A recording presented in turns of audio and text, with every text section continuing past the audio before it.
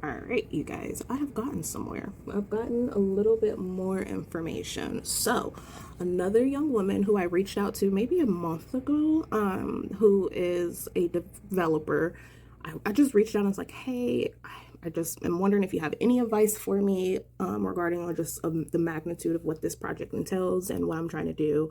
And she reached out and was like, hey, I'm so sorry I did not see your email, but we can set up a phone call and I can just, hear about what you're trying to do. So I just talked to her, and she is also a beautiful human being and was able to give me some great advice, and which helps kind of make me feel like I am not crazy for dreaming as big as I am dreaming. She actually mentioned, I told her, I was like, look, I know that, people want to see that you've got some skin in the game, or money in the game, I should say. But I said, I'm not willing to sacrifice my house for, or my kids' stability for my business. I'm willing to put something into it. And she said, absolutely. She said, no, no, no, no. I agree with you completely. She said, I rarely put any of my own money into any of my development projects. You want to use other people's money. As little money as you can put in, I recommend. I don't think you should use the entirety of your home's equity for any project or business. You want to find investors, you want to find partners, and it might take some time and might take some help, but there's avenues into doing it. So if you have a business that you want to start that has property, or that you need property, owner's financing is always an option, she said, which I did research before talking to her about it. But I will say there is some difficulty in some sellers wanting to do owner's financing, because right now a lot of people are like, I just want my money, I want my money now.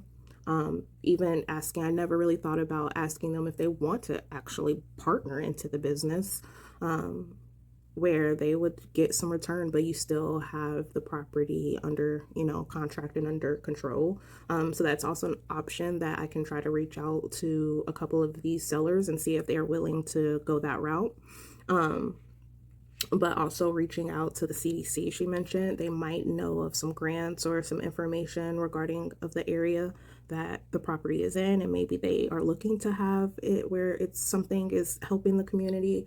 So she's given me quite a few avenues to keep going and researching to help kind of fund this. So I'm excited about that. And again, I feel a lot better knowing that I'm not being selfish by saying that I don't want to sacrifice my home.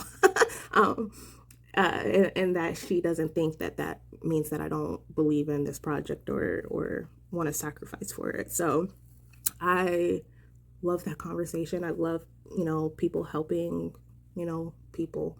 It gives me a little hope for the world, I guess you could say.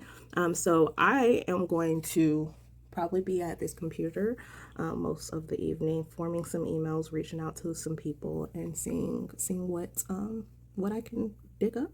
All right, you guys. For more information, I'll be back.